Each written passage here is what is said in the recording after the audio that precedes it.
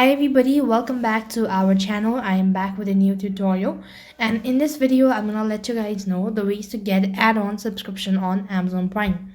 To get add-on subscription on Amazon Prime, you can follow the simple steps. So first thing first, what you want to do is go ahead and log into your Amazon Prime account. And when you're logged into your account, that's going to take you to the home page. And next thing, what you want to do is click on the profile from the top right. So when you're logged into your account, click the channel tab in the top navigation bar. And next thing, what you can do is browse through the available channel and click on content you want to watch. After that, follow the on-screen prompt to subscribe, and you could add on subscription to Prime Video services like HBO Max, Disney Plus, Discovery Plus, Stars, Showtime, CBS All Access, Paramount Plus, and Epix Now. So this way you could get add-on subscription on Amazon Prime. That's all for this video. I hope the video was helpful. Make sure you like, share, and subscribe to our channel. Thank you for watching. See you in the next video.